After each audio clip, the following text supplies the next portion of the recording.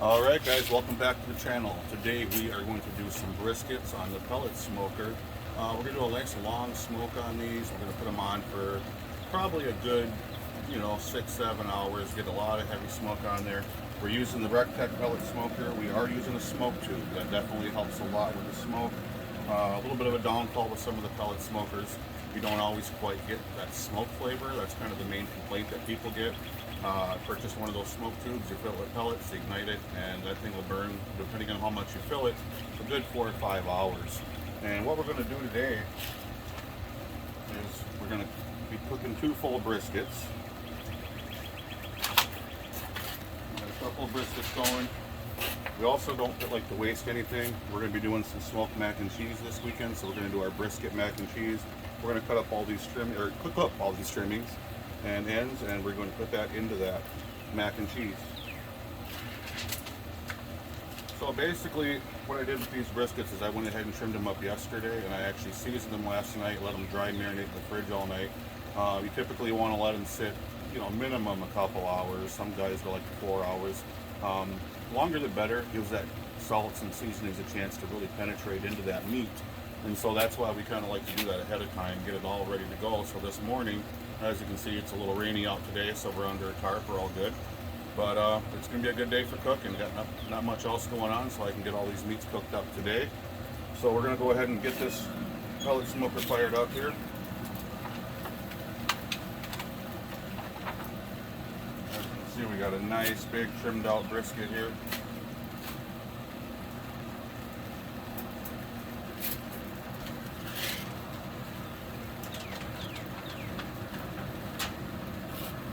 Definitely going to make for some good eating right there, guys.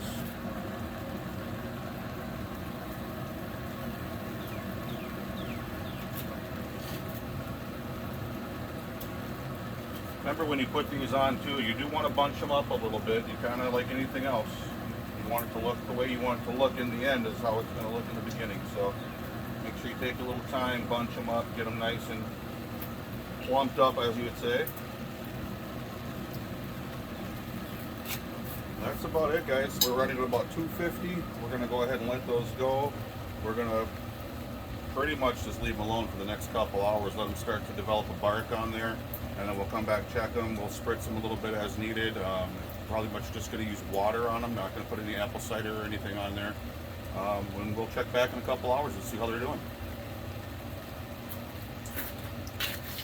Alright guys, here we are. We are all set up for a day of cooking. We got briskets going already. I'll be showing that video later. We're getting the pit fired up to do a bunch of ribs. We're going to be cooking up about 16 racks of ribs today.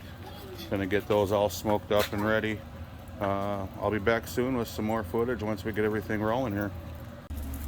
Alright, so we are getting things rolling here. We got some fires started. I'm going to talk a little bit about this custom smoker today that we built. Thanks to my buddy Dusty over at Northland Fabrications. It was kind of a concept we put together, and we drew it up, and look at this, man. He got it done.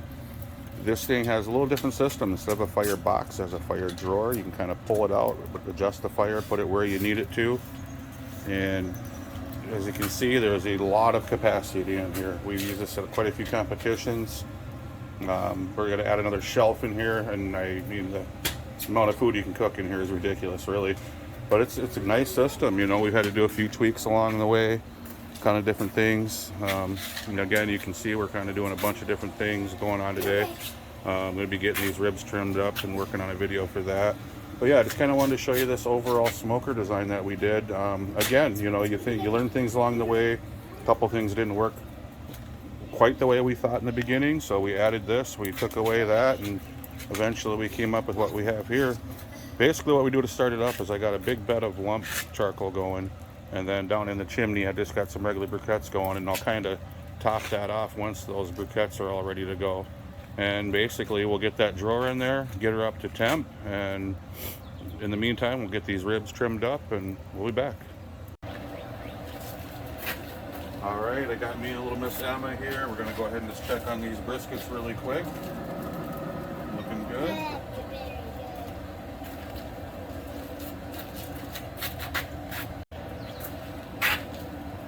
Alright guys, it's about 11:30. Briskets have been on for about 2 hours. I did kick them down to about 225 just to kind of not to get them cooking too fast. We're going to take a quick look at them. These things are looking really nice. We're starting to get a bark on them. Basically, all we're going to do now is just hit them with some straight water. I don't want to put anything else on there. We start putting apple juice on there, things like that. It tends to want to burn and maybe get too dark too quick. We're trying to do a slow cook on these. Go ahead and get them really saturated. That's about it, guys. We're just going to let those sit, and we'll check on them in about another hour. We'll give them another good spray, and we'll go from there. Alright guys, let's go ahead and just take a quick look at these briskets. They have been going for about 4 hours now. Looks like they're going to need a little bit of a spray, not too much here. We're just basically keeping that part a little bit moist so it doesn't get too dark too quick. We don't want it burnt. Other than that, it's looking really good. Internal temps, got the big one, you're at 160, you got 150 on the other one. So we're going to let these go a little bit longer. We're going to be shooting for an internal temp of about probably around that 170-ish mark. After about 170, we'll go ahead and pull them off and get them wrapped. Alright guys, we got these brisket ends all done up. Basically what we did is we put them on this rack here, smoked them for a couple hours, got some nice color and bark on them. And now we basically just going to pan them up here. I put some butter, a little bit of Worcester, some beef broth in there, hit it with a little bit more seasoning, and we're going to cover them up, get these things tenderized. They're not very big, so they're not going to take all that much time. We'll probably throw them on a smoker hour, hour and a half, get them nice and tender, let those rest, and then we'll get that all kind of cut up for the brisket mac. Alright guys, so basically, you can just see the juice running out of that brisket. So we're going to get this bad boy wrapped up nice and tight.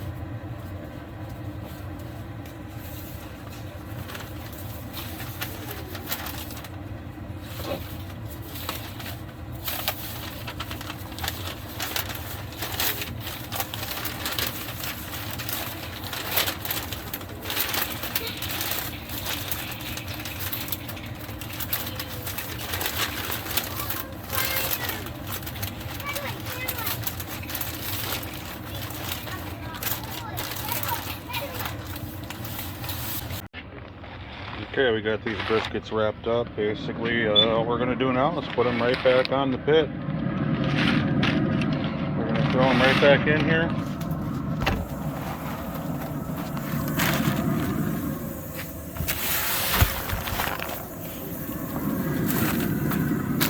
Put it back in. We're just going to let those things go. They're going to have to go for another 4 or 5 hours. And we'll put the, not too worried about the internal temps just yet. It's going to take quite a while. We'll get the thermometers back in them later on and get them up to about, you know, that 205-ish range, 208 somewhere. Alright, so these briskets are getting there. That little one is at 212. We're going to go ahead and pull the little guy. Get that probe out of there.